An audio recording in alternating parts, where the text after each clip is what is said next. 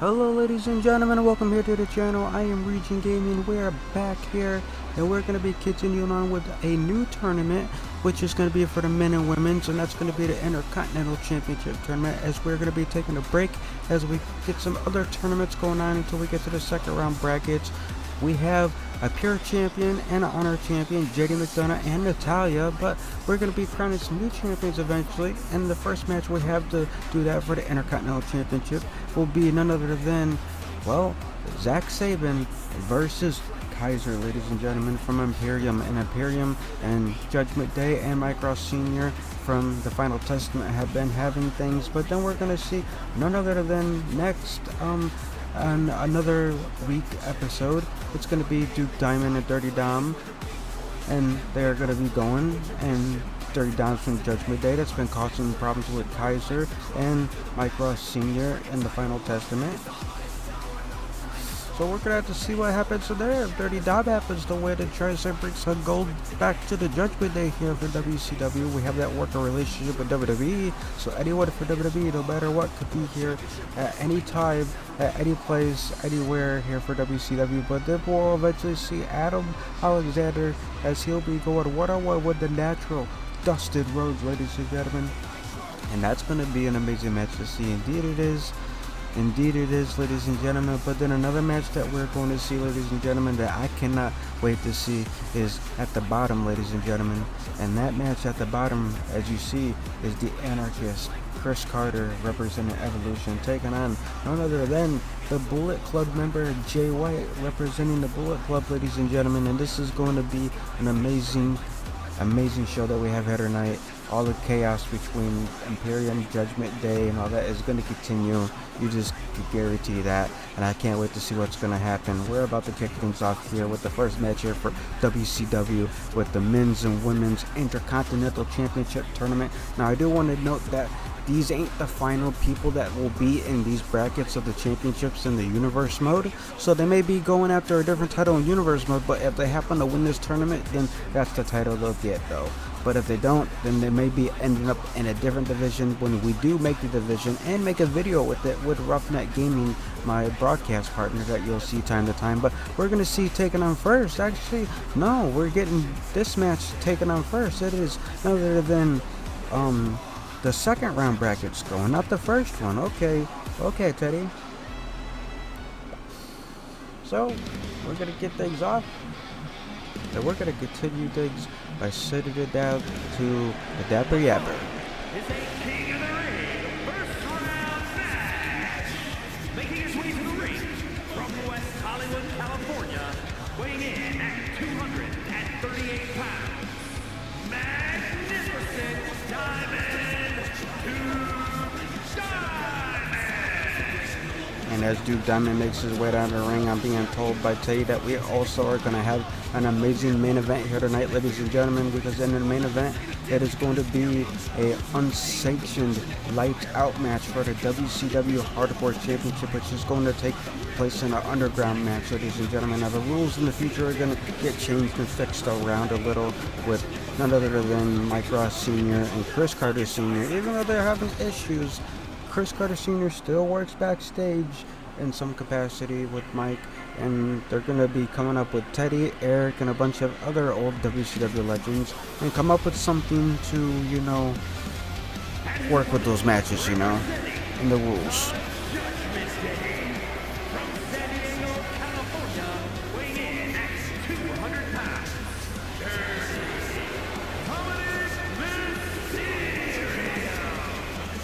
Now me, myself, and a bunch of other legends in the back, along with Teddy, Eric, and, you know, Mike Sr., Kris Sr., and whatnot, we were looking at some presentation ideas from some other content creators out there, and we have some ideas that are going to take place in universe mode that are going to be just so amazing for the episodes, because when universe mode fully does kick off, and we do get universe mode here for the channel for you guys, which, you know, we're kind of in roleplay mode aspect of what things are going on, but we're still kind of, you know, experiencing and showcasing and telling you what's going to be going on. When we get to universe mode, it's basically going to be none other than me controlling the camera for all the matches, and it's going to look way more better for the presentation and how things are going to look when we get to universe mode. Right now, I get to showcase, see what these people could do inside the ring, mess with the sliders how I want to, you know, get it. Right now, I'm kind of comfortable where I got the sliders, and I kind of like them, but, you know, got a lot of amazing things that are going to be taking place, and I can't wait for this episode to get underway with this first match. Dominic Dirty Mysterio, the man that calls his father a deadbeat. The man that's in the ring that's going to take on an OG from 2K16 for Mike Ross Sr.'s WCW Roleplay Series, all the way to 19 that Kris Karter Sr. found, and they had issues back in the Cruiserweight division, WCCW, if you guys remember that, which that may be making a return from what Mike Ross Sr. was talking about. We'll just have to see. I don't know if that's true. If it's true, that would be amazing. I mean, back in the day, as Duke Diamond has Dirty Dominic and the Mysterio in the corner, and the referee breaking up, but puts him back into the corner, and he's just wrenching his arm on the rope right there. But back in the day, Mike Ross Sr. ran none other than commentary for WCW Monday Nitro, WCCW World Classic Cruiserweight Wrestling, and WCW Thunder that was on Friday. And sometimes he would do WCW Saturday night. And there was even times I caught him on his, you can't see the footage no more, but him and Kris Karter Sr. getting drunk at the commentator desk and, doing a little partaking of something of that we're not going to discuss here on this YouTube broadcast here for WCW Monday Nitro. But as Duke Diamond, he is getting there, taking it to Dirty Dominic Mysterio. He's got to do whatever he's got to do to try to win this one and get it underway, ladies and gentlemen. Because, Dirty Dominic Mysterio is going to want to win, but, Duke, the magnificent Diamond, is also going to want to show that, hey, you don't know who I am, Dirty Dominic. Look at this. One, goes for the pin, and gets the one, but you don't know who I am. And we never faced each other. This is our first time, and I'm going to step into the ring and show you who I am. But that's exactly what he's doing, but a reversal there from Dirty Dominic Mysterio right there. Gets back into the ring, chops him, springboard, takes him down, and he's told him to get up. He's telling the Duke Diamond, what you got, give me all you got. Grabs Duke Diamond, throws him into the corner, kicks him in the stomach, kicks him in the chest, runs to the other corner, runs back, goes for a drop kick, but a reversal there for Duke Diamond. Duke Diamond, Dirty Dominic rolls out of the ring. That's wise of him, but kind of smart to, try to not just get back in the same place, but, hey, it's kind of not smart to be doing things that you shouldn't be doing in the first place. Like going out, be a man. This is World Championship Wrestling. This is World Classic Wrestling. This is where the big boys and the big girls play. We're not here to be going out. We're not here to be cowards. We're here to fight. Get the ring, fight. Kick to the back of the head there from Duke Diamond to Dirty Dominic Mysterio. Reversal there for Dirty Dominic. Botched that move. Duke Diamond. No reversal there for Dirty Dominic though. Even though he botched that move, he's trying to fight his way back into this one. A botch is a botch. But you gotta do what you gotta do. Go for a power driver, but a reversal there for Duke Diamond. Duke Diamond said, no, not today. Not today. Hits Dirty Dominic in the chest, runs, picks him up. I think he's gonna go grab the head and go for a twisted neck breaker or something. Reversal there, elbow, Dirty Dominic scoops that, takes him down. 1, 2, no, only gets the 2 for 2. Swing. Now going out to the ropes. I don't think that was a good idea for Duke to do. What does Dirty Dominic have in mind? No reversal there from Duke Diamond. Nice. Go for a scoop. Super kick. Dirty Dominic fighting his way back into this one. No. And his shoulder went into the turnbuckle pad, which that's something that's going to be getting updated for something for the news here for what's going to take place on the stage setup due to the fact that that does not look legit. So they will be getting the LEDs there. I tried to make it look classic, but when I saw that doesn't look legit. But continuing on, goes for the pin. Duke Diamond, 1, 2, 3. And he gets the 1, 2, 3, ladies and gentlemen. Duke Diamond's going to advance in the WCW Intercontinental Tournament Championship brackets. Now, as I said, for the brackets, no matter what division, the worlds that we saw, the Intercontinental men's and women's that are taking place right in this episode, and so on, they could be split up in different divisions. Unless it's the men's and women's tag division, those will be the correct ones. But when it comes to the other ones, they could be put in different divisions. There may be certain championships that we probably may not be using. We'll see, because I'm not doing every single championship in the tournament. I'm doing the main ones, and it's going to be the WCW Worlds, Intercontinental, and United States. Once I finish those, then I'll do the tags. But when it comes to other titles, I'm going to figure out what we're going to have. Obviously, we've seen a Pure, we've seen an Honor, and tonight we're going to see a Hardcore Championship. But there may be some titles that I may not do the Cruiserweight division, or I may do the Cruiserweight division, or Mike Rossina has something in mind where we might do something else. We'll have to see what's going to take place. Indeed.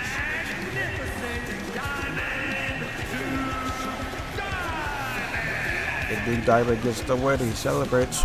But as I talk about maybe doing something with the Cruiserweights, it's because Mike Ross Sr. found out how to get available slots by doing something on Steam and making it 200 credit wrestlers he'll be able to get, which is going to be crazy, a little bit more work, but he might or might not do that. We'll see. But see it on the second bracket right here. We got Duke Diamond. Later on, we'll see Adam Alexander versus Dustin Rhodes. I'm being told that Zack Saban and Kaiser will take place on another episode along with Kris, Karter, and Jay White, which sadly I wish I would have got to see their match tonight. But, we're going to see Adam and Dustin later, and Duke Diamond, he defeated Dominic Dirty Mysterio, a man that calls his father a deadbeat. He is something. But we got a lot of more action continuing on here, ladies and gentlemen. Congratulations, Duke Diamond. You deserve that. But we're continuing things. Oh, we got Jade Hunt taking on Lyra Vaquer, ladies and gentlemen. And this is going to be a good match. That is Buster Hunt's wife, ladies and gentlemen. That is Jade Hunt, and one of her sons is walking out. But not the other son, because Paul Heyman's taking his spot, I'm being told. Paul Heyman told him to stay back. Okay.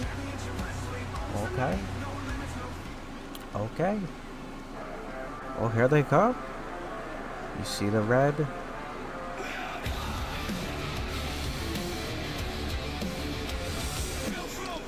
This is crazy, ladies and gentlemen.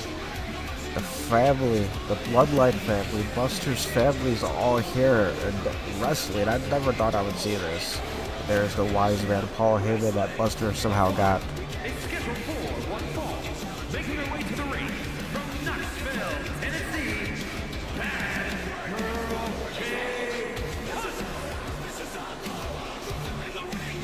Jade Hunt, ladies and gentlemen, making her way down to the ring. Now they're saying no tournament match here. I think this is just a one-on-one, but this is crazy. But there he is, ladies and gentlemen, the animal Buster Hunt, ladies and gentlemen. One of his sons. I'm not sure if that's Frankie or I think his name's Derek. I'm not 100% sure. I've been told they've been maybe wanting to go by new names, and if they do, then they gotta talk to Karter Sr., Mike Ross Sr. about it. And they gotta get it done and talk with YouTube and get it made done in the changes. But yeah, we'll just have to see what's gonna take place, ladies and gentlemen. But there's Buster Hunt, there's one of his sons, there's his lovely wife, and there's the walrus that people call him time to time, the wise man, throwing up the ones. And there's a little bit of that glitch that takes place time to time that maybe they'll fix in the future, where the music quits and then sometimes you don't hear the crowd. You need to fix that 2K. You need to fix that. But yeah, this is going to be a good match, ladies and gentlemen. This is our second match here on WCW. First match was the tournament. This match is not a tournament match. We're going to see who's going to win and who's going to be walking out. But this is Lyra Vaquer with the WWE partnership. This is amazing.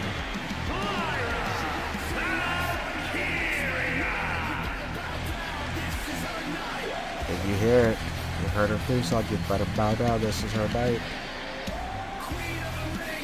And here she comes, ladies and gentlemen. Lyra Vaquer stepping foot in the WCW Nitro zone. This is what a big girl's playing. And she is here, ladies and gentlemen. And she's going to show that she is a big girl, that she is ready. And she's going to be taking on someone that we'll have to see if she has what it takes against her, because first time ever. And Jade's pretty freshly new into the ring. Not even been wrestling for like 5 months. And she hasn't really been wrestling. She's just been having people that Buster know coming over to their special dojo that Karter Sr. and Kris Jr. and Buster, they all kind of own a family business and been having matches privately, and we'll see how she does, you know.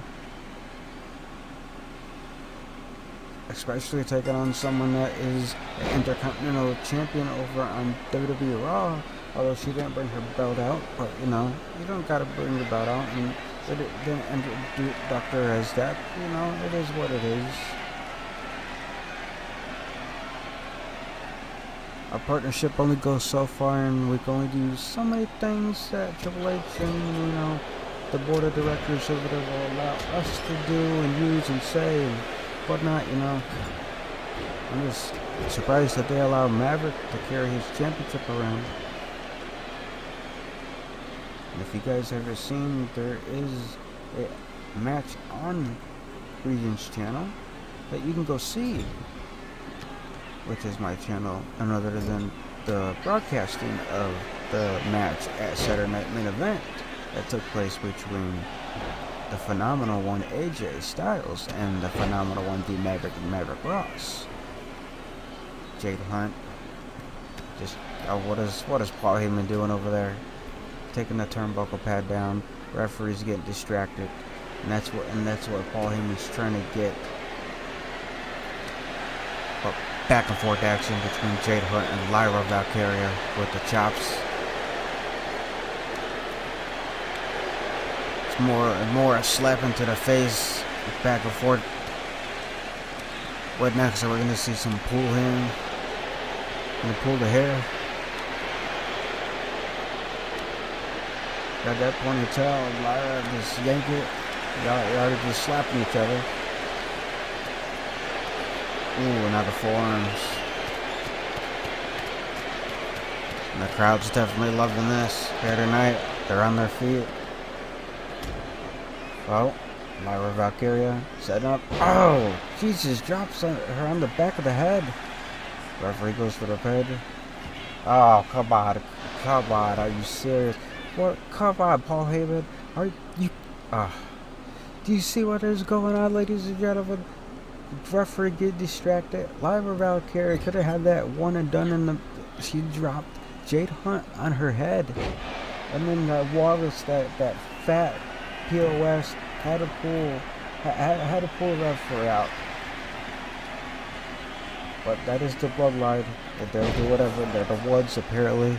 They'll do what they want. And they're gonna rule the kingdom and rule this world. We'll just have to see. Because there's... Oh, going for the pin. One. Because there's lots of more animals, vicious men here where the big boys play that are backstage that say otherwise to Buster Hunt. I mean, even his younger brother, Kris Jr., says otherwise. Looks at his older brother and says, "You ain't nothing. Didn't want to take Dad's name. You know. Called yourself something different. Didn't care about him. At least Jr. cared about him in the beginning, and then something changed. I think it was greed.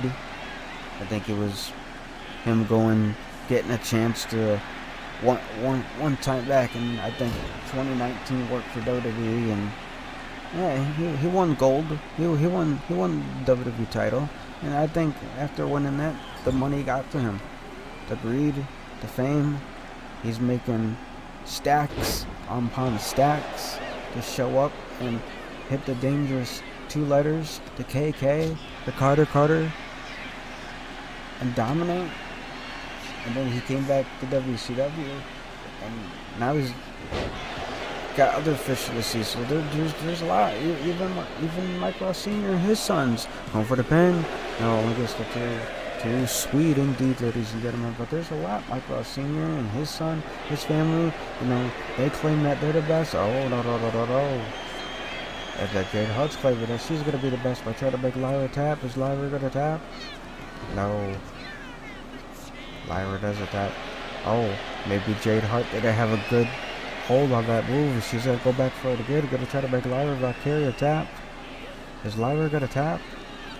Oh, and Lyra taps, ladies and gentlemen, and we have a winner, Jade Hunt, ladies and gentlemen. Wow. Made Lyra Vaquer tap out right there, ladies and gentlemen. Jesus. That was something. Oh. But there was one point that Lyra had this one done in the match, but that Walrus had to pull the referee out. I don't know why. But you know, it is what it is. She won, and I knew she was gonna win anyways because, well, she's got her family out there, and she's got Paul Heyman, dirtiest player in the game.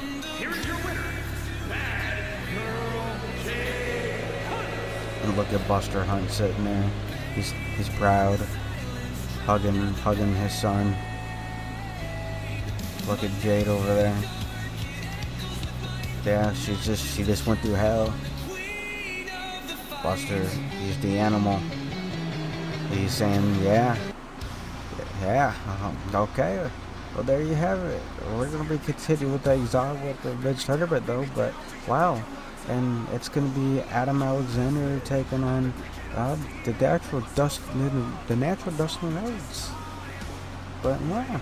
And then later on, next episode that comes next Monday will be none other than Zack Saban and Karter taking on their opponents Kaiser and Jay White for the Intercontinental Men's Championship. And as I say, even for the women's tournament, and no matter what tournaments that take place besides the tag for the men and women, they could be put in different divisions in universe mode. So it doesn't mean they're going to be in that division that they're in just for this tournament, but if they win it all and they win that title, then yeah, they're in that tournament, in that division, you know. But we got Adam Alexander, and we have none other than the natural Dustin Rhodes, ladies and gentlemen. So let's get him down to the ring.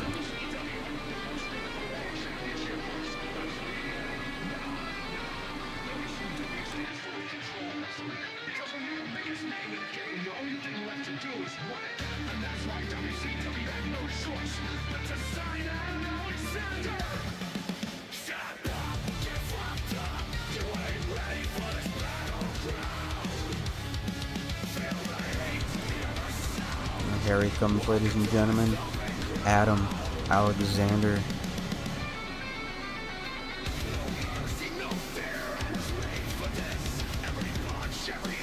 Stepping down to the ring.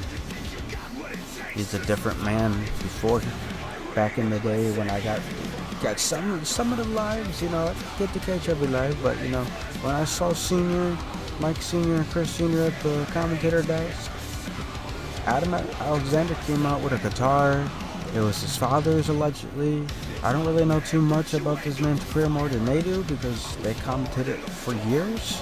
But you know, he's from what I got to see, from the things in the past, from what I did get to see, he's a changed man. He's different. And if people remember him, they would know he's not the same. He's not. Yeah, he's not.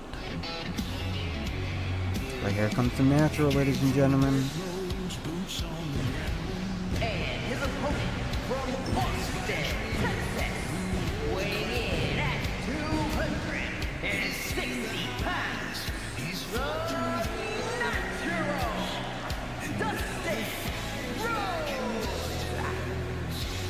And time to time, ladies and gentlemen, you will hear different ring announcers. So we are still here in exhibition mode as I'm still modding the game and getting things put in there. But when we do get to universe mode, I may be going with Mrs. Taylor, I believe. I think I like her the most. At first, I was skeptical because, you know, when I had tag teams coming out, before they did some patches, she wasn't saying their names. She was just saying the tag team, you know, the team name, or the other one was saying all their names plus the team name for created wrestlers. Finally, after many years of it not working properly, I think 16 was the last one where you had many wrestlers come out for a tag team and they said both of the names, or then after that it was just the Midnight Express and they didn't say their names. It just said a combined weight, blah blah blah. Okay, if I'm trying to do RP, you know, what if they're new people, you don't know who they are, you know? They just made it. Oh, come on, Adam, come on, trying to get a dirty pin on the natural Dustin Rhodes right there. But they fixed all that, you know. And there's things that are still buggy, you know, especially during this episode of the recording. You know, some of them are in different updates from episode 1. And, oh, like especially that needs to get fixed. Oh, and there's some other things you'll see. I believe one of the other episodes that'll be coming up where something happens with the ropes that is not legit. Definitely not low going. Oh! And, you know, a good friend of mine, another commentator on AEW, as the crowd's chanting, "This is awesome," he would say, "Tope Suicida," and from Excalibur. Oh my god, Tope Suicida. Well, oh! And I gotta tell you this, from me talking to Adam backstage before he had to, you know, put on a match here tonight that he's in right now. I asked him, what are you going to do differently than what you did back in the day? He said that he's changed. He's learned more moves, and he went to Japan and he's trained with the best.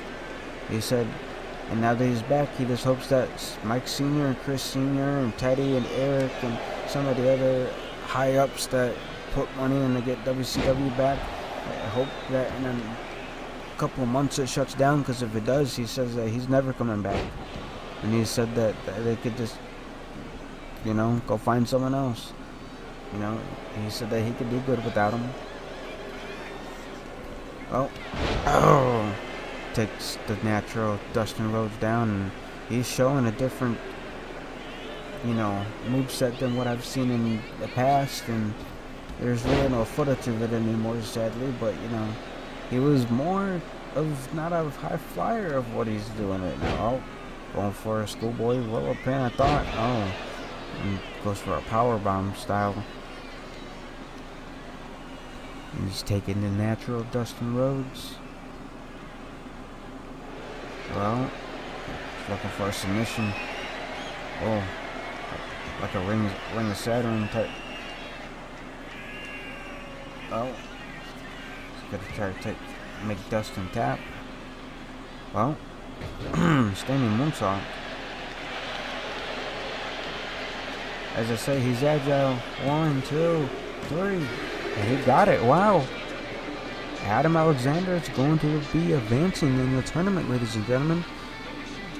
That's pretty crazy, but as I say, there's things that need to be fixed, some glitches that you'll see time to time. But, you know, and eventually the camera angle is going to be, for the next couple episodes, be switching.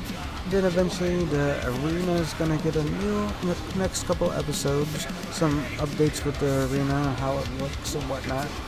As I say, I'm still in exhibition mode and trying to figure out what I like the best, and, you know, trying to make something, you know, unique and cool.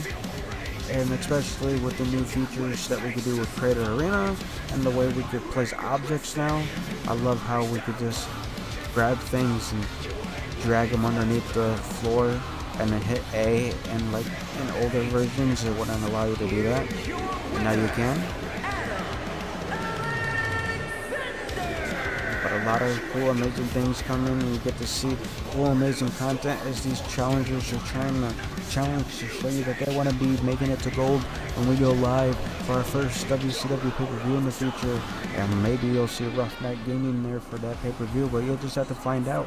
But we'll be returning in next Monday, and you'll be seeing the next tournaments, Zack Saban and Kaiser, and Kris, Karter, and Jay White.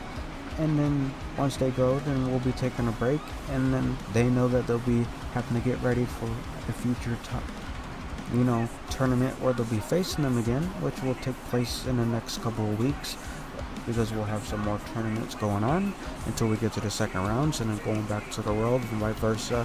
Intercontinental, which this is the Intercontinental. We'll see the women's later for the Intercontinental, and then go into the women and men's United States. Then we'll be doing maybe the television, and then the tag team. Other than that, we already got a peer, we already got an honor. We're gonna crown a hardcore tonight, and then we'll be going on to seeing what other titles we may use. I got some designs and whatever I don't, I'm gonna give over to Roughneck Gaming so he can have the backup in the WCW vault just in case in the future I need to get my hands on them again, so that way I could just have the belts that I'm using. But we're gonna be continuing things on, and we got someone named Bad Girl up there, which she needs to get her name changed because her name's something different, which I forget what it is because her name's Bad Girl, which needs to be changed because there's someone else called Bad Girl, but she's going to be taking on Julia. Then we got another than Kay Rossi, and she's going to be taking on Bailey. And then we got Lillian Hicks. Now, I know Lillian Hicks was some lady that I found when I typed in TNA, so I don't know if she's a knockout, but I changed her name because the person didn't say the name correctly. And yeah, and she's going to be taking on Michelle McCool. And then we got none other than Lauren Patterson, which was someone else I found when I typed in TNA, and I changed her name a little because obviously they didn't say her name correctly. And she's going to be taking on Trish Stratus. So we'll be probably on these tournaments going on to the first round or the second round? I don't know, we'll find out. We're going to the first round. So it's going to be Crystal Saxton, that's her name, as she takes on Julia. She just has to get her name fixed and buttoned up, which has been done for future episodes for, the card right there. But, hey, that's what she was called on Indies, and she just got to do it because someone else is called that. But it is what it is, and she understands, and yeah. But Mike and Kris and Teddy, and they've been signing the best talent they could sign. And I can't wait to see these lovely women. Although if Karter Sr. is out here, he'd be saying puppies. And, I mean, come on, Karter, it's only 25. But I know you love the puppies.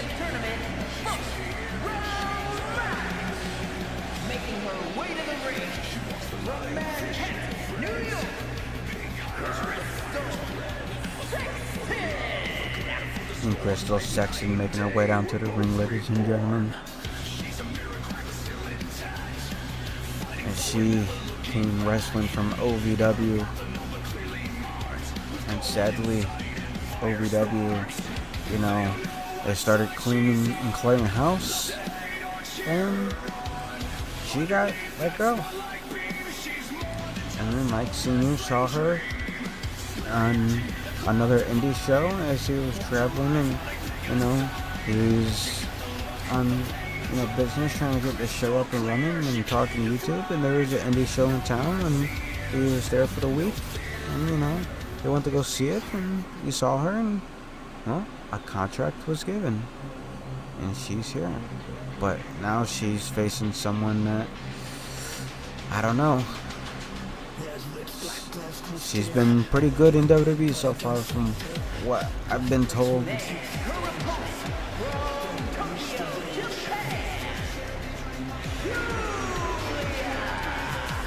And obviously she comes from Tokyo, Japan, so the best of the best are from Tokyo, especially if you're trained in the dojo. But I never commentated one of her matches, so I can't tell you exactly what I'm in store for. I can't tell you exactly what you guys are in store for, but I can tell you, you are in store for a war, because they are challenging for a tournament, for a future championship, and we'll just have to see. Indeed we will. Julia, looking geared up and ready, takes that mask off. And once again, Karter would be saying something other than taking that mask off if he was at the desk with Mike Ross Sr. like it was the good old days. And back in the day, you know, YouTube was a little bit more lenient on things like that. Nowadays, I don't think that Karter and Mike Sr. would get away with some of the things they said on the commentator desk, but you know, you don't got to worry about that because Roughneck Gaming and I are nothing like Mike Ross Sr. and Karter Sr. We know to keep it professional. You know, to tell you all about the stories and what the people are about and things that have been going on here, and you know, the episodes or whatnot, and you know, talk and call the matches, you know, not sit there and, you know, joke around about, you know, I'll take that, you know, back to my house. You know, we can't do that. But back in the day, you know, that's what got me hooked into watching, you know, Mike Ross Sr. and Kris Sr. and learning more about them, you know. Obviously, I'm way younger than them, and, you know, they're way older than me, and they had a lovely career. I got to go back and do my research and look up videos on the internet and watch, and, you know, yeah, they've had an amazing career. And, you know, as Crystal's taking it to another than Julia, trying to do whatever she's got to do, you know. Now they're here, you know, signing the best with WCW back on the air and giving the best. And that's all we've been seeing for the first 2 episodes, and this episode continuing on right now, as if you were watching this as a live premiere, watching it later on. But my question is even though that they're still working together to put this amazing show together, get sign the roster, this and that, my question is are they gonna become a team? You know, Mike wants nothing to do with Karter, and Karter keeps coming out with Mike, and Mike doesn't come out with Karter, and it's a big old deal, you know. And then Judgment Day, and Karter walks away and shakes his head no, and he wants nothing to do with Imperium and Judgment Day and what's going on. And Mike just wants to, from what Mike tells me when I talk to Senior, he just wants to have one last run with his family. He's going to retire, and this is his last run, and he's stepping out of the ring forever, and you know, he's going to stay behind or just run it as an owner, you know, and book the shows, put them together, get the arenas, put the amazing shows on for you people. Where Karter wants something different. He wants to be the Outlaws 1, 2, and he wants to go on one final last legendary run, not with his family, then right off in the sunset doing what he said towards the end. It's just, he said the beginning's a little fuzzy and little weird with the spinning head kick right there, taking Julia down. You should just go for the pin, Crystal. You could have had the 1, 2, 3 right there, but you didn't. Well, I think she was gonna go for the referee. That would have not have been good. We don't need a referee taken out, but I think Julia has just been taken out. Kick to the head right there. 1, 2. No, only a 2. Boy, yeah, continuing on with, you know, Mike and Senior and all that, you know, even though they're having problems, you know, Mike Senior's having the most problems. You know, he booked himself in an honor match. Kris Senior didn't like that, but it was a stipulation he had back in the day. Maybe if WCW would have done that, they never would have went out of business, and he lost, and then Gunther came and attacked him, and all this stuff that happened last week on Monday Nitro between them and then Karter. He just doesn't like it, but Mike's going through it, and Karter wants to beat her, but then doesn't want to beat her. A kick to the face, taking Julia down. It's just crazy, you know. There's a lot of chaos and things brewing to make the role play, you know, get chaotic when the universe mode takes off, ladies and gentlemen. Oh, and Julia with a kick, taking Julia down, and Crystal and getting the win on Julia. Crystal gave the kick to Julia, took her down. If I said Julia, my bad. Sorry, Teddy. Yeah, but Crystal with the kick right there, taking Julia down, ladies and gentlemen. So Crystal, she is advancing onto the WCW Intercontinental Women's Championship Tournament, ladies and gentlemen.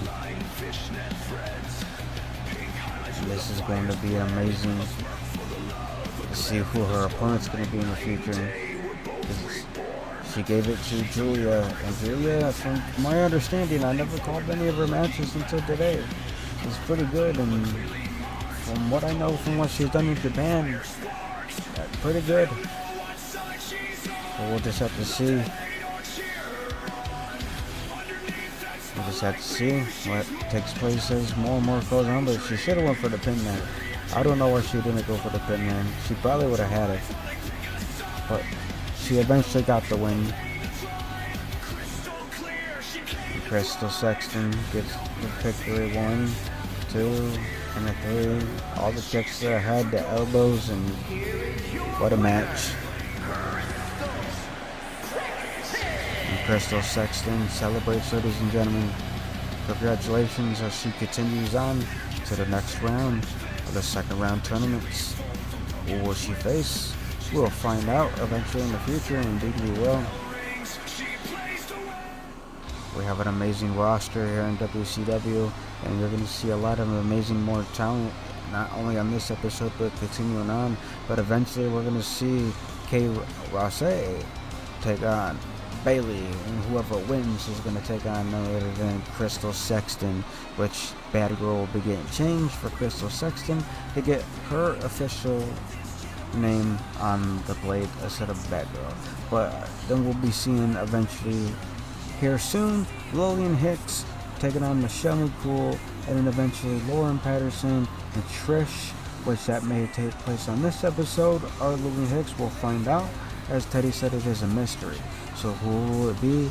We'll find out here on tonight's episode. We still got more to continue on to find out who's going to be in the second round brackets, but we still got more continuing action here with none other than Valhalla taking on Mistress Morgan. And as you see, she's with Gunther and Kaiser in the background. I'm being told Gunther, from what Teddy said, has found someone else to recruit to Imperium. I'm just surprised that of everyone that's on the roster, there's a guy named Jack Foster. I'm surprised he hasn't recruited him. But Jack and his wife Gwen Foster, they are, pretty deadly, and they're a force that they just want to be together, I guess. And maybe he did and he turned it down, I don't know. But here comes the War Raiders with Valhalla, ladies and gentlemen. The following contest is scheduled for one fall. Making her way to the ring, representing the War Raiders, Valhalla. And Valhalla makes her way down to the ring. She is representing the War Raiders, ladies and gentlemen.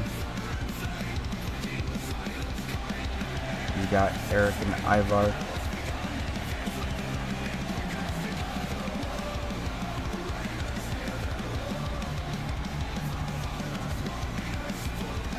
Look at them. And look at Valhalla. Valhalla's got to get ready for her match. You see the look in her eyes. You look at her left eye. Sickening. Reckoning.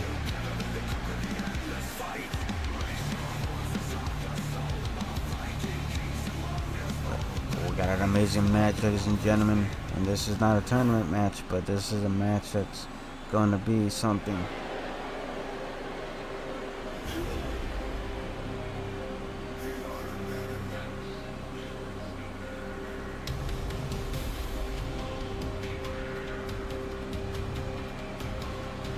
And there she is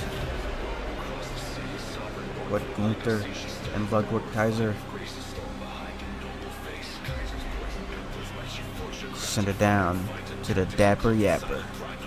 And her opponent, representing Imperium from the City of Angels, Mistress Morgan. Mistress Morgan making her way down to the ring, ladies and gentlemen, representing Imperium. Gunther is just making his team even bigger. And maybe he's making his team bigger so that way none other than, well, he can go after the Final Testament, Mike Ross Sr.'s team.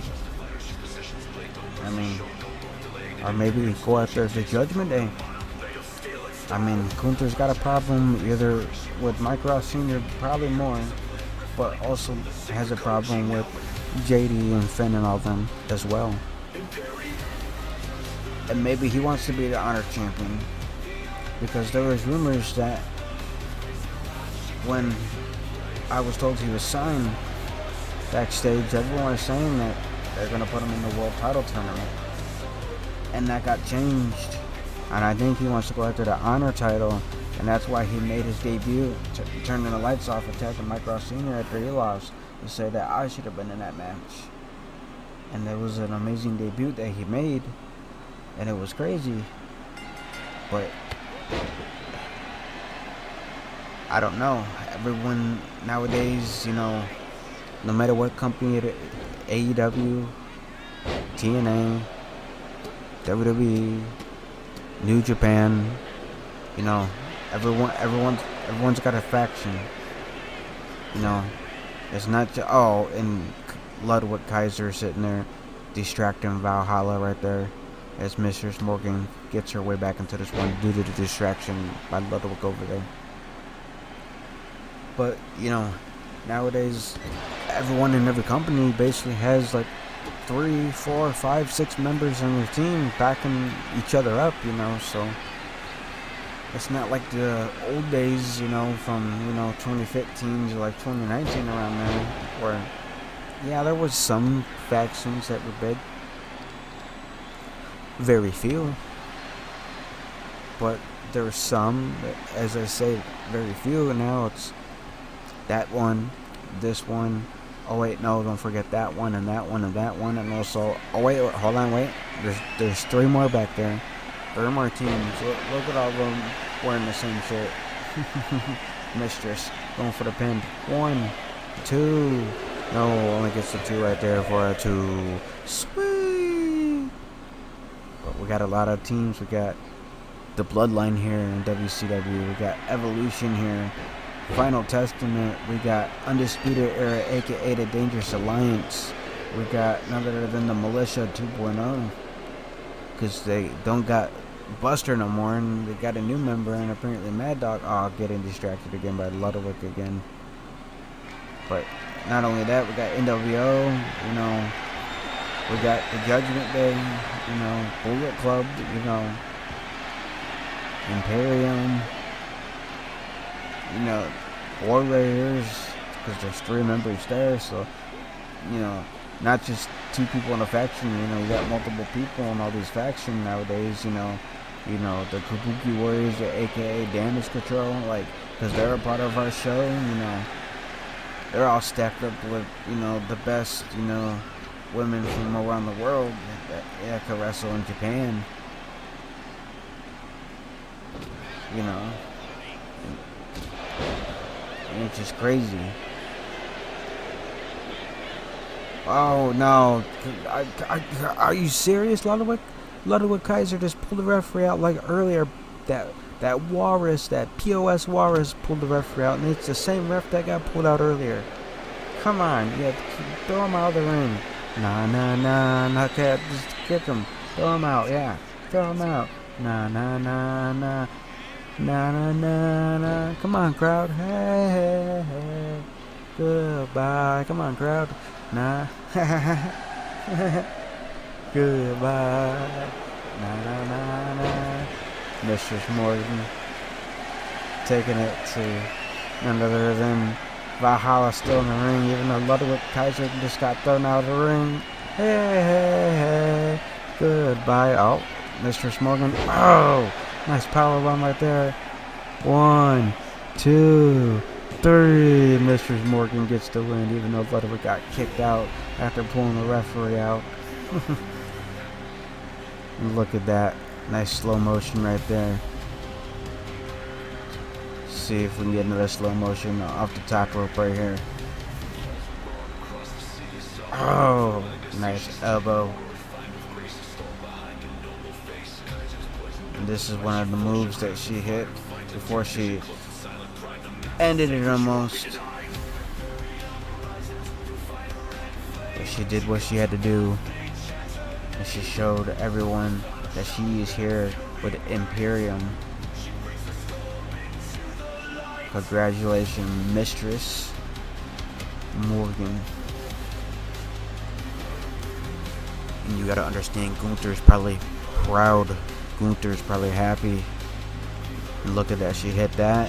And not only did she hit that, she decided, let me hit this, and this will definitely end it. And that's exactly what she did.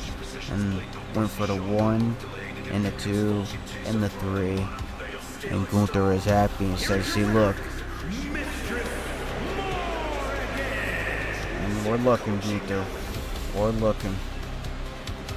Iron Maiden. Mistress Morgan. She rises and she cleans with Gunther. Gunther's got to be looking pretty happy, but we're going to be continuing things on, ladies and gentlemen. Lillian Hicks, Michelle McCool, ladies and gentlemen. Who's going to get the job done? Who's going to be going on? Who's going to be going on to be in the second round? We're about to find out for the WCW Intercontinental Women's Tournament, ladies and gentlemen. Now, as I once said before, just because they are in these tournaments doesn't mean in Universe Mode this is the belt that they will be going after and be put in the Intercontinental Tournament. Although the tournaments and stuff will be made in the future with none other than Roughneck Gaming and myself for a future video that could be put out not only on my channel but his as well, so that way you can get the coverage and know where to check out what you need to check out and come see the amazing content, and time to time seeing him for some of the content here on this channel for WCW Monday Nitro content here on Region Gaming. If you like what you've been seeing, don't forget to like, comment, share, subscribe, and hit that bell notification. It means a lot, and it lets me know that you like what you've been seeing. But we got Lillian Hicks, ladies and gentlemen, taking on Michelle McCool for the WCW Intercontinental Championship Bracket Tournament here for WCW Monday Nitro. And let's get on with this match, ladies and gentlemen. Here she comes. Send it down to the Dapper Yapper. The following contest is a championship first round match. Making her way to the ring from wherever she wants, Lillian Hicks. And once again, if Mike Sr. and Karter Sr. out here at the desk, and it wasn't me here at the desk doing it by myself, and it was them, you know what Karter Sr. would have said after he heard wherever she wants, from wherever she wants, you know? Oh, yeah, he would have lost. But hey, that was the OG days of what they used to do. I'm pretty sure if they step back onto the booth again in the future, and they can fire me in Roughneck Gaming, and they just want to call it quits and be at the desk again, hey, go ahead. You know, but I don't want to get fired, but, you know, put me working backstage or something at least. But, you know, I don't know if they'd get away with saying the things they could say nowadays. YouTube doesn't like, you know, certain things said nowadays that take effect, and I don't want that to happen. But here she comes, ladies and gentlemen, her opponent, none other than Michelle McCool. Well, maybe. Oh, here she is.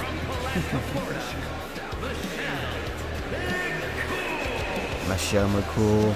She looks better than ever than what she's ever done before. She's staying in shape. And recently at WCW Hall of Fame, she was actually talking about getting back with Laypool. Since WWE's got a women's division, I would love to see them back in there, but you know, you're contracted to us too, so you can't be just wanting to work for them. Well, we want you here, Michelle. You look good wearing the WCW title. You don't need to have a co-star riding your tails. She's got the other half of the title. She's one half of a champion. That's all she needs to be. Lillian Hicks and Michelle. Oh, and all the matches that take place here in WCW are 20-minute time limits. Unless it's a championship match, then it is a 60-minute time limit. And outside of the ring goes to a 20 count, not a 10 count. We do things a little like New Japan and how Ring of Honor does certain things. And we kind of like those rules a little bit better. And, you know, if you guys can't get it done in 20 minutes or even 60 minutes, which that's happened not many times, but it's happened. You know, it's a draw, and you both don't win. It is what it is. And I like the outcome of that. You know, or if you don't got a time limit, then they could be wrestling for 2 hours, and I don't want that. You get 20 minutes in the ring. If you're a champion and it's a championship match, 60 minutes. If it goes past that, it's a draw. Champion stays a champion. And, you know, it is what it is. Same thing with a 20-minute. Oh! And Lillian Hicks taking it to Michelle, going for some springboard action right there. Telling Michelle McCool to get up. Well, nice takedown right there. Lillian Hicks doing whatever she's got to do to take it to Michelle McCool.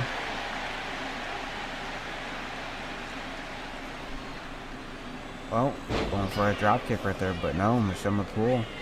Nice reversal. But no, another reversal from Lillian Hicks. Nice reversal there from her. Well, kicking her in the legs. Now grabbing her with a snap move, throwing her down onto the ground.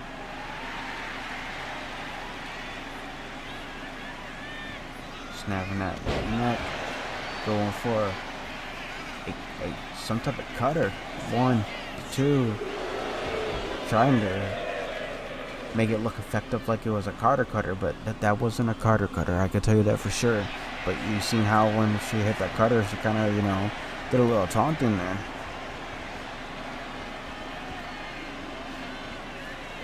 You know, I could see Christy maybe doing something like that, but, you know, hey. Well.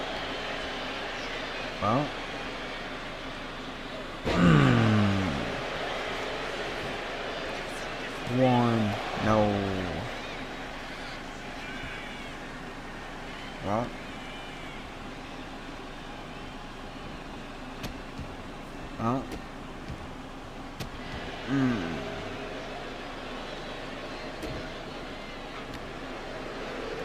Crowd's booing Michelle. Wow. Michelle McCool setting up. Oh, busting Lillian Hicks wide open. Goes for the pin. 1, 2, 3. No, 2. Only a 2. But Lillian Hicks is busted open, ladies and gentlemen. Michelle McCool telling Lillian to get up. Well, no. Going for a Styles Clash. Going for a Styles. Oh, Styles Clash. Goes for the pin, but it looks like her foot's on the rope. 1, 2. That would have been really controversial. Teddy and would have had to made a wrong, make a right. 1. And the crowd chanting for it forever. They're loving what they're seeing. But Lillian Hicks fighting her way back into this one. Going to the top. What goes up must come down. Well, oh, Jesus. Lillian. Uh-oh, Michelle McCool. Look at the blood all over Lillian Hicks. Well, Jesus. Lillian fighting her way into this one. Well, oh, Jesus. What was that? 1, 2. No, 2. Sweet. Uh-oh, Lillian Hicks. Oh, Jesus, poking her eye out. Oh, poking her eye out, and the referee is stopping the match. The referee should have just pulled her off, to be honest with you. She kind of cheated the win. But, you know, who am I to say she cheated? Who am I to judge? And, you know, yeah. I don't know. It was a match. It was a match. That's all I gotta say. And as I say, this is exhibition mode, so I get to sit and see what these people are gonna be able to be put on when we go to universe mode. So I really just get to sit back and see what's going on for when we're set up and fully get the rosters going, which you'll see a video in the future of that. So be on the lookout sometime in the future. But yeah, you get to see what these women could do, these men could do, and I'm impressed what Lillian did. Surprised Michelle McCool didn't, and hey, she tried. But I'm just, another thing I'm impressed that women could bleed again. Well, not again, but, you know, bleed like men, I should say. Not again, because it's amazing that they could bleed like men. But Lillian Hicks, she tried to do what she had to do to try to win this match and get it one and done. Here is your winner, Lillian Hicks. Congratulations, Lillian. She's happy, indeed she is. I'd be happy too, but don't be too happy. You still got more tournaments to go until you can be crowned at our next upcoming pay-per-view for that WCW Intercontinental Championship. And you may be seeing Crystal Sexton, who is going to be getting her name fixed at the top, as she may be going into the main event, depending on if she takes on K. Rosie or Bayley. But then again, we'll have to find out, because then one of them could happen to go on to be in the finals. Just like towards the end, we could see another than Lauren Patterson or Trish Stratus go towards the end. But next, ladies and gentlemen, we're going to see who I talked about that I thought that Imperium should have. But apparently he wants to do something with his wife, and that is Quinn Foster, ladies and gentlemen. We're going to see her in action, ladies and gentlemen. And she's pretty new wrestling in the ring, maybe about 2 years, or Jack Foster has a little bit over 5-6 years on his plate so far. But here they come, ladies and gentlemen.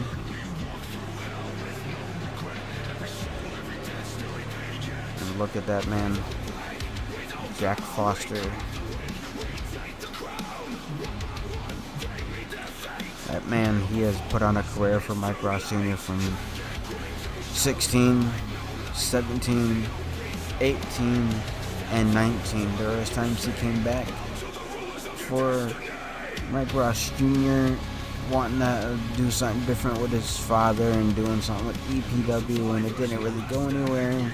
Then he came back for WCW, and they did in some of the classic arenas, and even went to the Club Lavera arena, if I'm pronouncing that correctly, where they fought around the water. And those episodes used to be on this channel, which technically are still on this channel, but unlisted, because that's roleplay that's never gonna be seen. It was 2 years ago,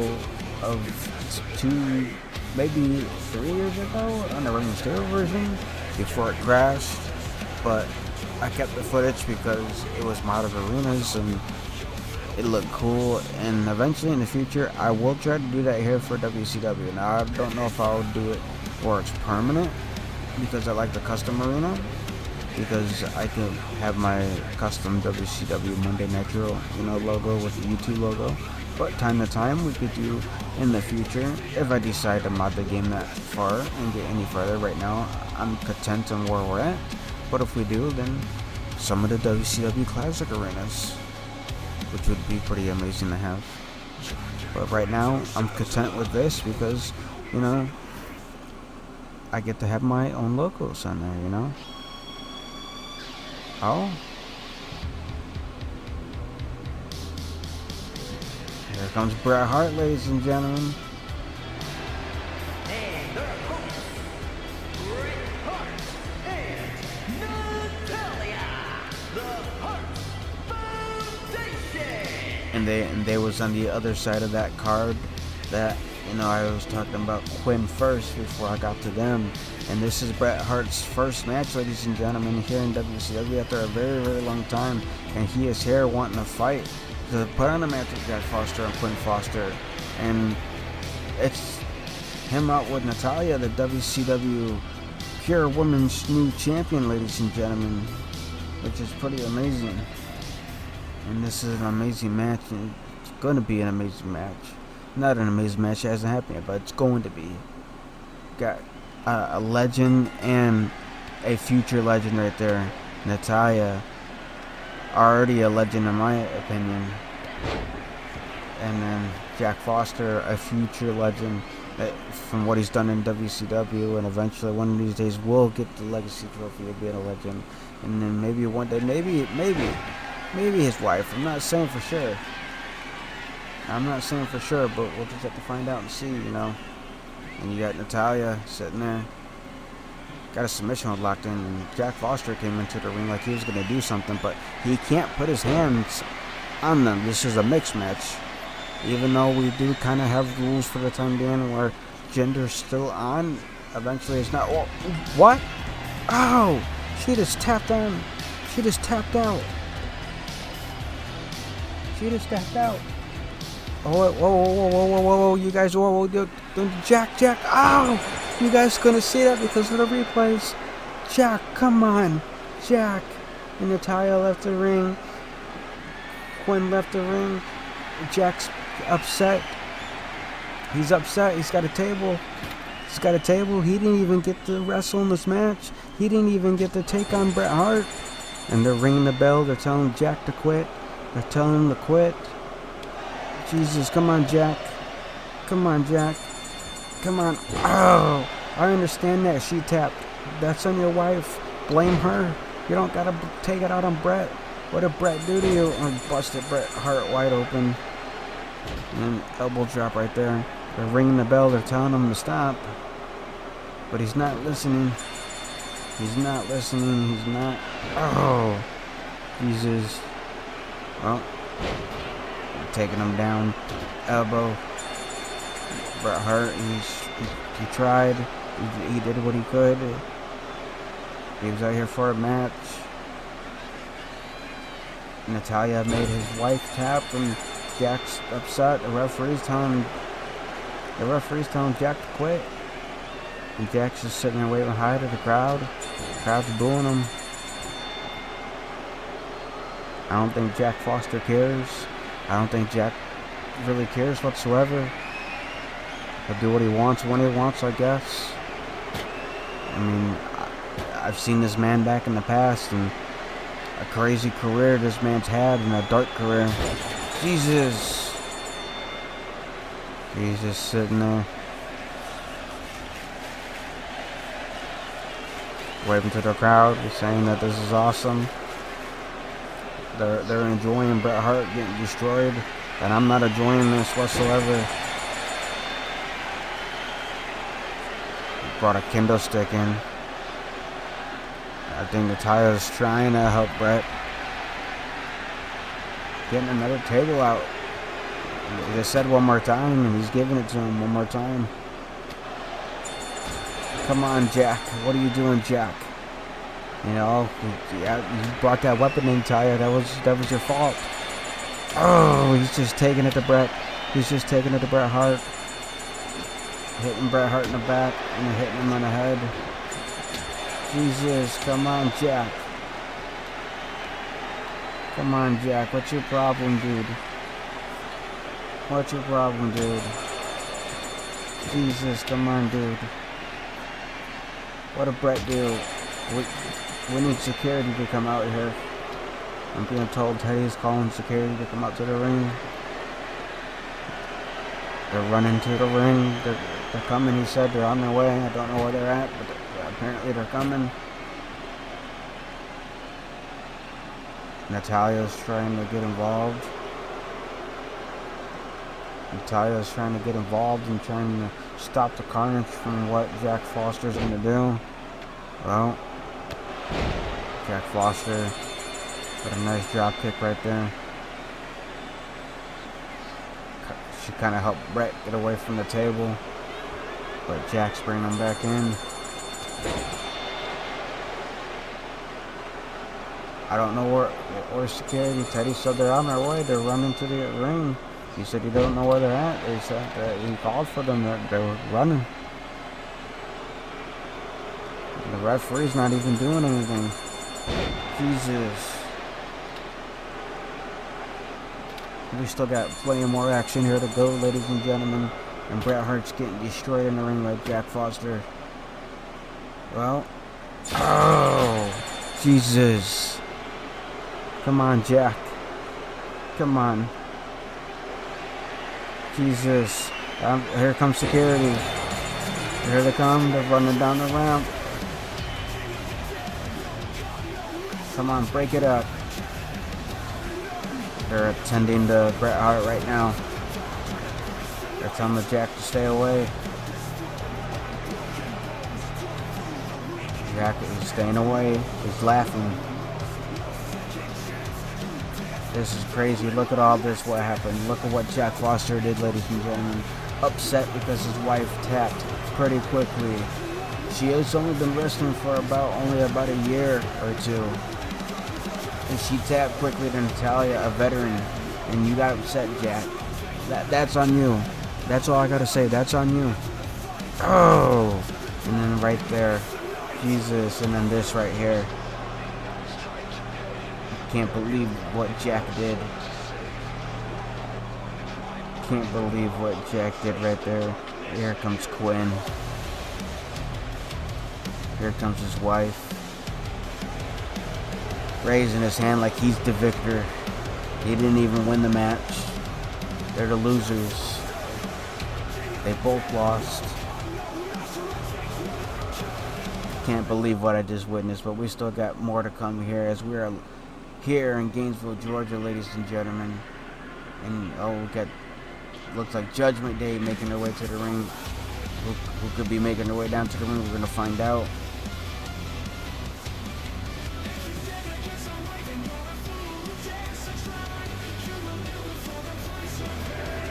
Oh, it's all the Judgment Day. And there's the Honored Champion, JD McDonough.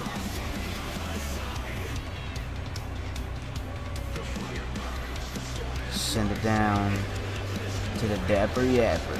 The following contest is a tag team match set for one fall. Introducing first, representing the Judgment Day.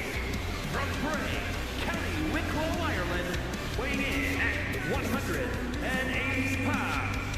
The WCW Honor Wrestling Champion, JD McDonough. JD McDonough. I'm being told that JD is teaming up with someone different than someone in the Judgment Day. You got Finn talking to them, giving them some encouragement here for the match, ladies and gentlemen. And just because Carlito got released from the WWE, he's got a WCW contract now. So he could still be a part of the Judgment Day. Although, I bet you the Judgment Day's got to be upset because now the PS5's here at WCW. It's not in the WWE locker rooms no more. It's in Carlito's new locker room. His locker room here at WCW is for the Judgment Day. And only when they're here they get to play with the PS5 with them. That's crazy. But you know, they got rid of him. And he could have put on a lot of amazing matches for the talent in the mid-card division over there, but now he gets to do it here in WCW. But we're about to find out who JD McDonough is going to have as a partner, because I think I may know who it be, and Teddy says that it's a mystery. That's why this match wasn't announced on the card.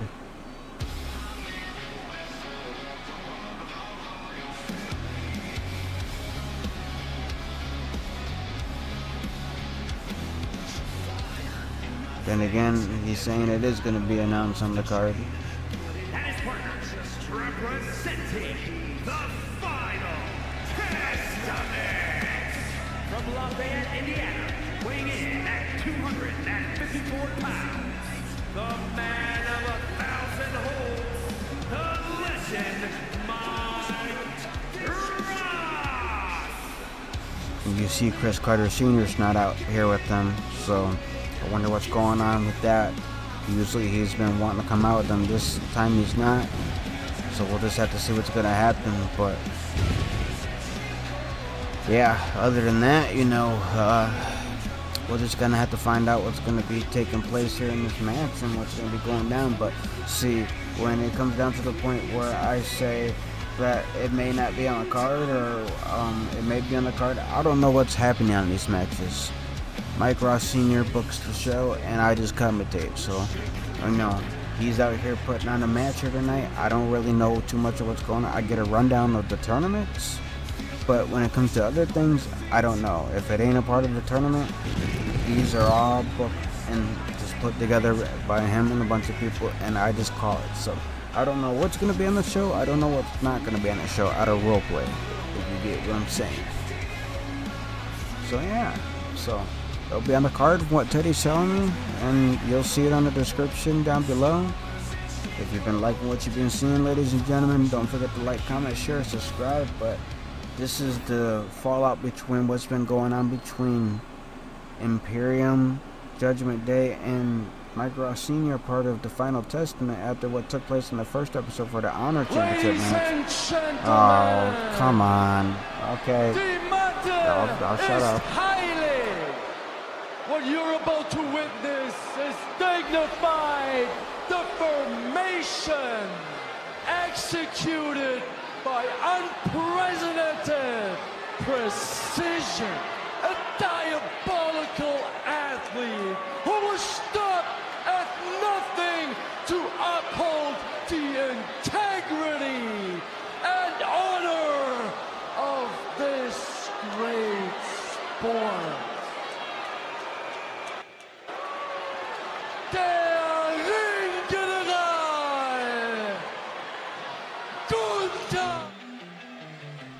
Here he comes, ladies and gentlemen, the ring general, Gunther. I'm being told that our music producers at WCW are coming up with a new theme for Imperium with all their members. But here he comes, ladies and gentlemen, Gunther and Ludwig Kaiser, ladies and gentlemen, as they are teaming up together here tonight to take on JD McDonough and the man of 1,000 holds, the Cadillac Cowboy, the legend Mike Ross Sr. You gotta understand, what does Cris Karter Sr. think about that? It's not asking for his help, he asked for JD McDonough's help. But see, in my perspective, I understand. I want to see the Outlaws back together too. Don't get me wrong. That would be a dream of mine to sit here and call their match. I've never got to call any of their matches. I was not born when they were wrestling, and now I'm here hired by them, and I could. But you got to understand, Mike did book him in an honor match that he wanted to make a stipulation back in the day, and WCW laughed, and they got shut down. Maybe they never would have. You never know. And he put it to, pen and paper and made it something. JD did win. Gunther made his debut doing this, attacking Mike. And then all this that led on in the last episode, which you had seen and whatnot, it took place now into this episode. Between all the nonsense between JD, Mike Ross Sr., and Gunther. But Mike and JD doesn't really have a problem with each other. Yeah, JD defeated Mike, but Gunther attacked Mike. JD did not attack Mike Sr. and getting involved, getting Ludwig, as David Boy Smith Jr. out there, getting involved. But, Mike never, get involved, yeah. They want to get involved, let the Judgment Day get involved. But, you got to understand, that's just my perspective, He's going through something that happened because of what happened in the first episode. And JD, he kind of, felt the raft of it, and now he's here to help Mike. And I don't know, I don't know what's really going on between them backstage. I can't tell you what's going on between them backstage. I am not Cris Karter Sr. I am not Mike Ross Sr., who is in the ring right now getting taken to by Ludwig Kaiser as Ludwig tags in Gunther. They both go for a drop kick, but they both, you know, suddenly miss. And Gunther takes it to Mike, goes for a pin. Looks like his feet was on the rope, but a reversal right there. One, no, not a reversal right there. No, not even a one. But there's just a lot of things going on right now, and then especially with, you know, Karter's family as well, because going for the pin. Oh, a drop kick right there. But, you know, Buster allegedly asked Karter to join his family, and Karter Sr. said no. And Buster said, you made a bad decision. And then Karter Jr. tried to get Karter Sr. to join Evolution and not join Buster in the Bloodline, because in Evolution, there's a man named Gabriel Gates who was pretty young in his career, in his mid-20s, and he's still got plenty of more years to wrestle. He followed Chris Karter Sr.'s career, going for the pin. There's Mike Sr. won, taking it to Gunther, no. And he followed Chris Karter Sr.'s career. Chris Karter Sr. said, that's cool, don't care. Don't want to be a part of your team. Don't like what you're about. And he wants to be with Senior. Senior wants to be with his family. But for those who don't know, back in 16, 17, 18, and that rope break, it's got to be no. Mike somehow pulled him away a little, but Gunther got out of it. But 16, 17, 18, and 19, there was nothing but even between the Karter family. Karter, Buster, and Karter Sr. always going after each other. Triple threat matches, one-on-one. Same thing with Mike Ross Sr. and Mike Jr. and Maverick. Same thing. Triple threats, all going after each other. It's just a love-hate relationship. And now that, you know, Maverick has a son that's, you know, able to wrestle. Mike Jr.'s got a son, you know, he wants to be with his grandsons and whatnot, going for a pin. He only gets a 2 from JD right there and taking Gunther down, but Gunther can fight his way back into this one. Oh, got the sleeper hold locked in. Sleeper hold locked in. Is this going to be it? Is this going to be it? No. JD breaks out of it, goes for a pin. He's going to have to let go. He's going to have to let go. Yeah, he had no choice. Oh! Drop kick right there. Oh. Gunther setting up on Mike Sr. Gunther, no. Oh, he's not even the tagged person in the match. Setting up on JD. Oh, goes for the pin. 1, 2, no. Imagine if he would have got the 3 right there. And the crowd chanting tag team wrestling. They're enjoying what they're seeing here, ladies and gentlemen. They're seeing a clovering clothesline brawl. Uppercuts, you know, chops, you know, they're giving it all. Kicks, this, that, you name it. 1, 2, no. JD kind of stumbling outside the ring, as you saw right there. Well, going over into the corner. Gonna tag in Ludwig? No. What does he have in mind? Oh, no, come on. Come on. I've seen you do this to other people before. Just showing disrespect right there. Disrespect. David? No. You can't. David, you can't put your hand. Oh! You can't put your hands on him. Kick him out, ref. Kick him out, ref. What are you doing? What are you doing, ref? He just blatantly got involved in the match. What kind of crooked BS is this? Did Imperium pay the referee? And it could take to a 20 count. Yep. Oh no, the referee. Yep, he's kicking him out. Nah. Nah. Come on, crowd. Hey.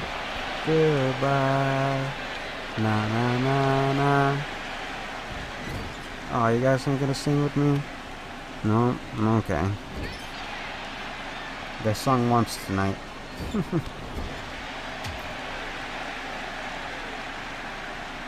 Not every night they gotta sing.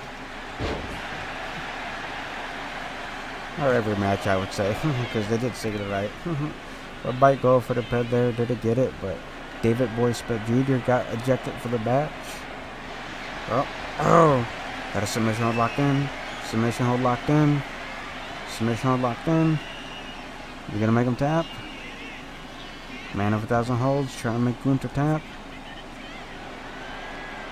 He's setting up again for something. Oh, he's going for it again. Maybe he didn't have it locked in correctly. Oh no, Gunther. Nice reversal right there. Breaking out of that. Saying, I'm not going to allow... Nice chop to the chest. Not going to allow that to happen.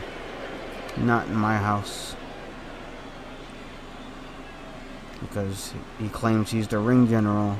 And if he's the ring general and he's here in WCW Monday Nitro working, he claims this is his ring man. But Mike Ross Sr. would probably say otherwise. He owns the company, so technically he owns the ring. And technically, he doesn't own Gunther's contract. We got to work with the relationship with WWE, but he does get to control if Gunther gets to be here. And he wants Gunther to be here, sadly. He hasn't told Triple H to kick him off the show, so hey, he wants the war. He wants Gunther to bring it, and he wants Ludwig. He wants David Boy Smith Jr. He wants Alan Angels, Mistress Morgan. Bring it. He's got his family. He's got the Final Testament, and allegedly, in the shadows, the Outlaw, the legend, Kris Karter Sr. going for the, oh no, broken up quickly. JD, you can't be too happy about that. I wouldn't be happy whatsoever as well. Ooh, no, a reversal there from Ludwig Kaiser. Ludwig throwing JD into the corner. Makes a tag. JD tags in Gunther. To the gut. Reversal there though. JD clever and clothesline. Takes him down well. Ooh. And that's something that also needs to be fixed with one of the glitches that sometimes happens. Well, powerbomb. One. No, drop kick. Mike Ross Sr. saves it. Well, Gunther. Oh, you got Ludwig holding his arm down. Couldn't see it, but he was holding his arm down. Gunther just taking it to Mike Ross Sr. Ludwig is now tagged in. Nice uppercut from Ludwig right there. Well, Ludwig, what does he have in mind? Jesus. Kick his head off, why don't you? The referee is getting distracted by Judgment Day. Well, nice stomp to the chest right there. What does JD have in mind? Uh-oh. I think I know what he has in mind. He's got a submission hold locked in line. Oh, and the referee is getting distracted because of everything that's going on out there. Then again, right now he's kind of glitching over there. That's another thing they need to fix, which I believe they did in one of the future episodes because of their update, which I believe will be episode, 5 or 6. 1, 2, 3. Wow, JD and Mike Ross Sr. get the win. They get the win, ladies and gentlemen. That was nice. That was really nice. But I wonder what Karter Sr.'s got to be thinking. Karter Sr.'s got to be, you know, he might not be here. He might be here. I don't know. But wherever he's at, and he's watching this, you know that he's got to be disbelief because he would have rather have been out there. Heck, he could have at least made it a 6-man tag so he could have been out there with them. Or 8-man tag, that way Judgment Day could have had 2 members. He could have been out there with his brother, best friend, you know, but it didn't get booked that way. But we still got the main event to take place here tonight, ladies and gentlemen. And what takes place in this main event, we'll have the Dapper Yapper explain. We're not going to be responsible. And it's something that Mike Ross Jr. has been wanting to do. He didn't win the World Heavyweight title tournament. He lost to Kenny Omega. Sadly, And we will see Kenny versus Kris Karter Sr. in the future. And that's going to be a hell of a match to see. But Karter's going after the world title. Why does he care so much about Mike Sr. and them being the tag, you know? I don't understand that. Mike Jr. wants to be solo with this. He wants to win some solo titles, maybe win tag titles with one of his grandsons. I don't know. He wants to be with his family, that's all I know. And he wanted to win a title that he once designed. He didn't, sadly, but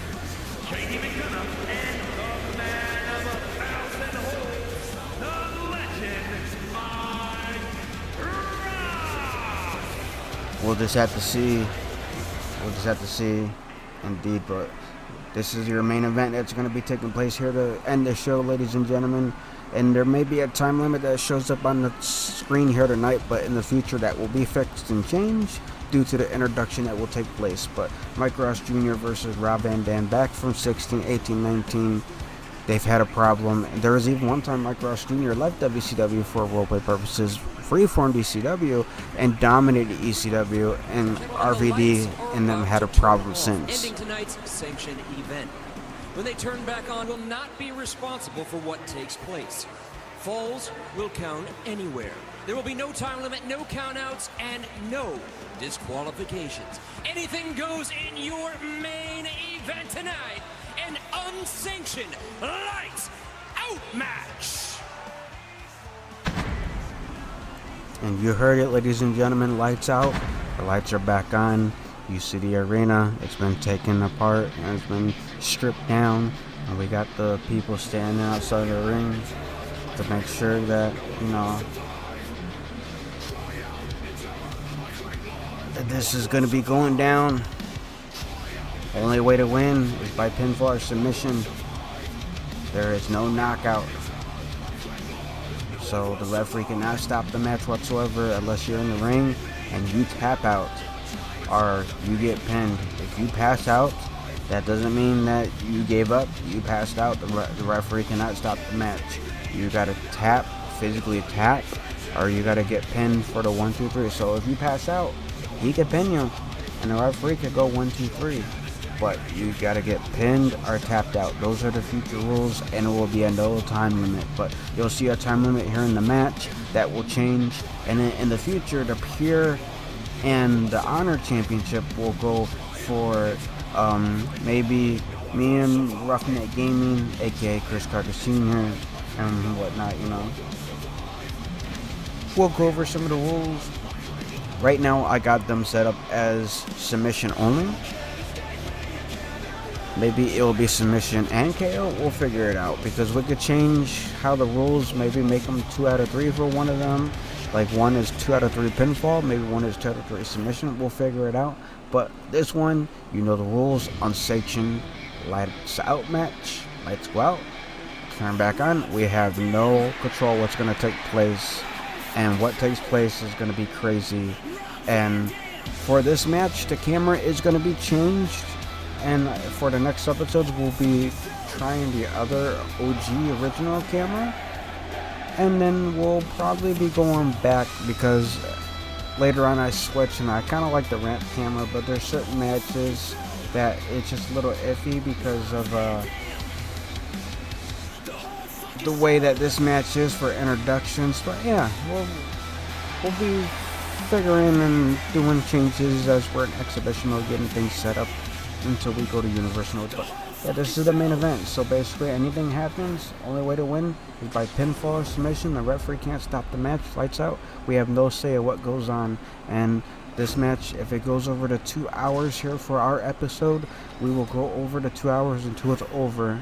And that's what I'm being told by YouTube, ladies and gentlemen. The following contest is an underground match.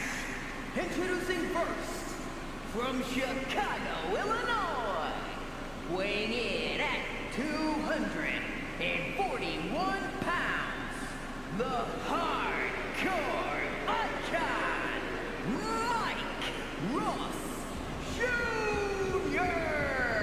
And he's got 2 nicknames, the Legend Killer and the Hardcore Icon, and he's back as the Hardcore Icon. Weighing in at 235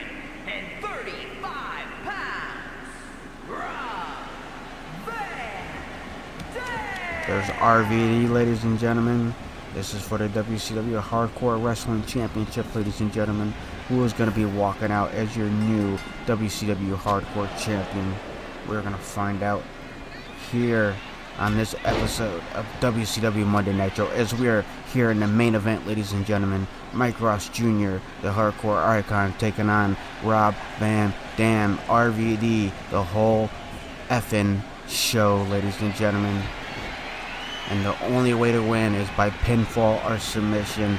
This is a lights out match. The referee cannot stop the match. What happens, we are not responsible. YouTube is not responsible. And the only way to win, no matter if you get knocked out, you got to get thrown back into the ring and get pinned as you're knocked out. Because the only way to win is by pinfall, or you got to make your opponent tap out. Oh, Jesus. Oh, Jesus Christ. Did you just see that? Threw him into the ring post right there. Jesus. Now earlier on one of the matches, you see that the shoulder doesn't go, but that was pretty deadly. That was pretty deadly, Mike Jr. Jesus. I can't believe what I just witnessed right there. And now Mike Ross Jr. going underneath. He pulls out none other than that garbage can, the steel garbage can right there. But Jesus, I can't believe what that sickening, and I'm gonna call him that sickening bastard did. Oh, makes me sick to my stomach, and I'm not a wrestler. If Mike Ross Jr. was commentating this, if Chris Karter Sr. was out here commentating with this match with him, you know, they would probably be able to handle this a little bit better. I'm looking at this, I'm disgusted what I just seen, what Mike did. You could end someone's career to, RVD saved himself by doing a backflip, and then Mike tried jumping off, but RVD ran back into the ring as quick as possible.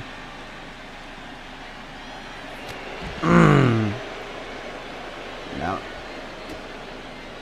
Mike Ross Jr. doing what he's got to do to try to stay in this one. And as they say, we are not responsible for what happens in these matches taking place forward on for these Hardcore Wrestling Championship Underground matches for lights out, ladies and gentlemen. So whatever takes place, and we are not responsible. And we're going to see things in the future, and there may be times that I'm commentating with Roughneck Gaming in the future. There's going to be things that we're going to call, and there's going to be things that we're not going to like, and we're going to be sick to our stomach. Roughneck Gaming, he's never wrestled a day in his life. Me, Region Gaming, never wrestled a day in my life. Back in the day, 16, 17, 18, 19, it was Mike Ross Sr. and Chris Karter Sr. calling the action. Mike Ross Sr. did it most of the time, where Chris Karter Sr. joined them time also did his own stuff. Like, he also was running TNA and Ring of Honor at one point. You know, New Japan, he also was doing shows there and whatnot. It was crazy, you know. He's running the commentary booth and doing this and doing that. It was just amazing what they could witness and withstand and be in the ring. And but that barbed wire outside of there, that's something sickening to be seeing. And the head getting slammed in the back of that barbed wire right there. And RVD's got to do what he's got to do, because anything could take place and happen inside of this match, and we have no say-so. And the referee could just stand there and watch. And this is your main event, ladies and gentlemen. And this has been a crazy episode so far. And it's only going to get crazier as time goes on. Oh, going for the pin. Referee. He had to go get a good position. He wasn't in good position. And I don't know if Mike was happy about that. Sometimes it is what it is, you know. It wasn't the referee's fault.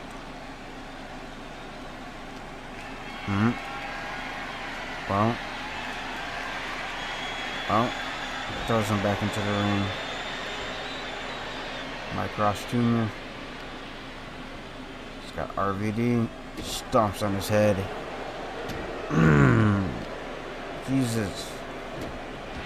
Being brutal to him, just stomping all over him. Then a knee. Yeah, be careful. He's over there by that metal turnbuckle that, where the ropes and the turnbuckle pads are, the post, the steel post that holds everything together when the ring's all put together. Threw him into it, and he's over there again, and you just gotta be, I thought he was gonna throw him into the corner, threw him outside the ring though. Going for the pin, referee comes slamming out. 1, 2, no, only gets a 2. 2, sweet, indeed, ladies and gentlemen. Now what is Mike Ross? Oh, he took out a light tube. He took out a freaking light tube. Jesus. And a knee busting that head even more wide open. And the referee with the gloves. The referee cannot stop this match. Goes for the pin. Goes for the pin. 1, 2, no. Only a 2 for a 2. Sweet. Once again. Mike Ross throws RVD into the steps. Mike Ross Jr. He's got RVD. Well, what could be on his mind?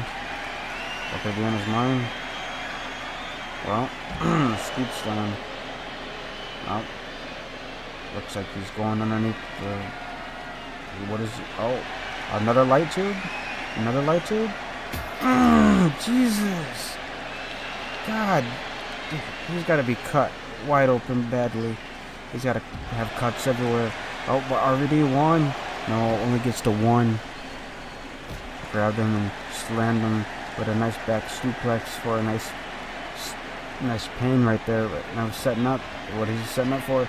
No. It's outside the ring. Power driver. Power driver. Power driver. Goes for the pin. 1, 2. Only a 2. Only a 2. Jesus Christ, ladies and gentlemen.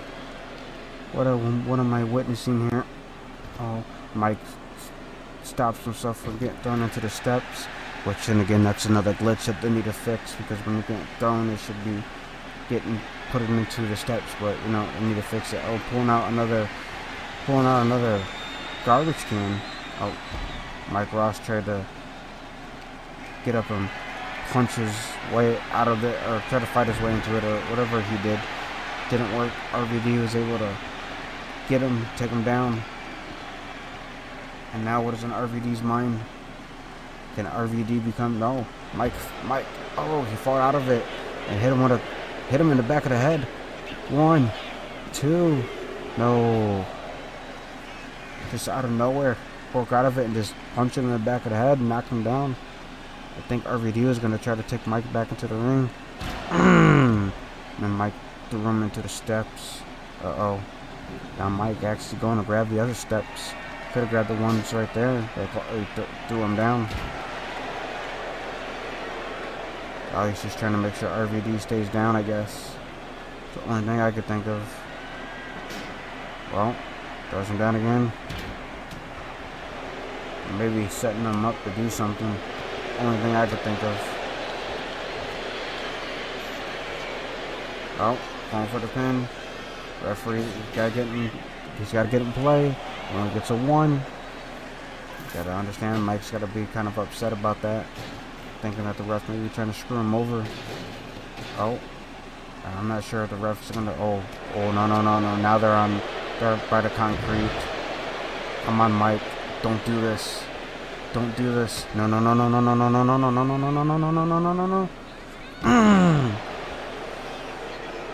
I thought he was gonna hit what I thought he was gonna hit. Look at all that blood on the outside the mat.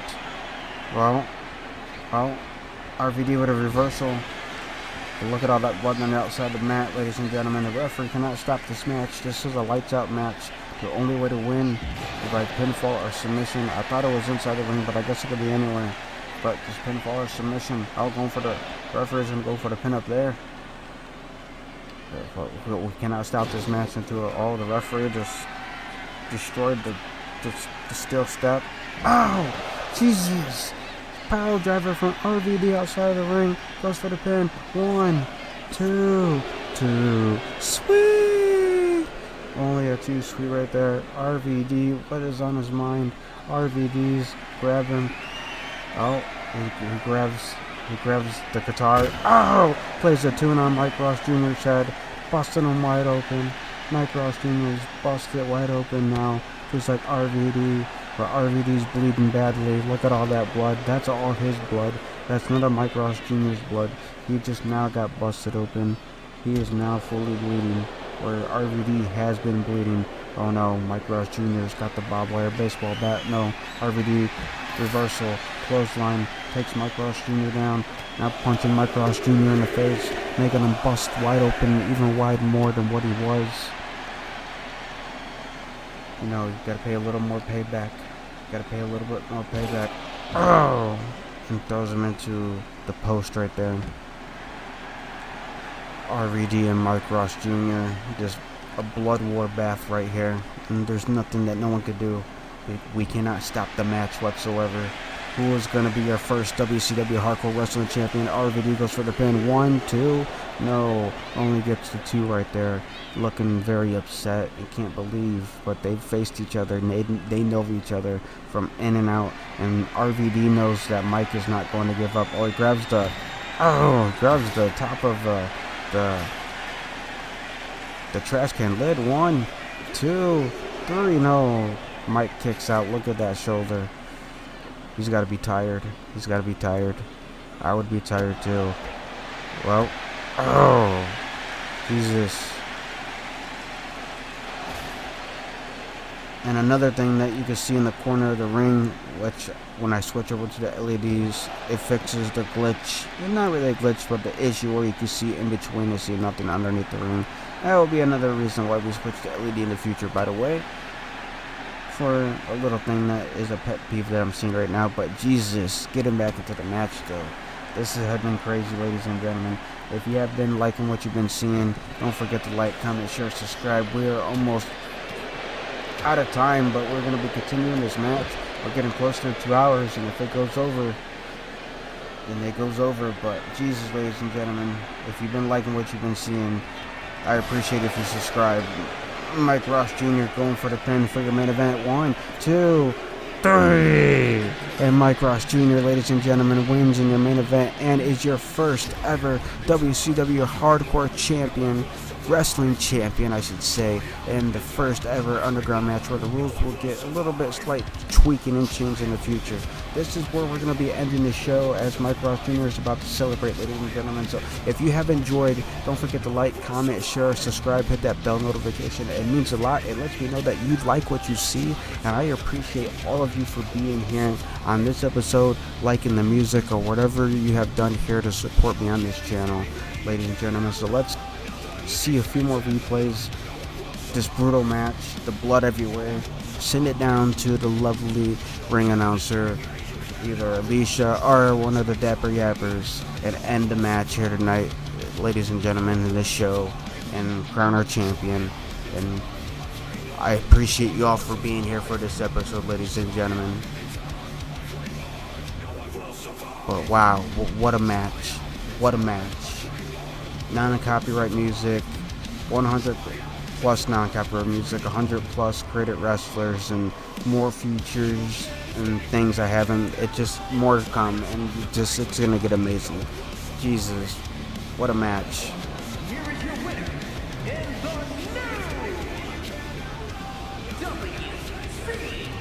WCW World Hardcore Wrestling Champion, the Hardcore Icon, Mike Ross. Alrighty, ladies and gentlemen, see you next week.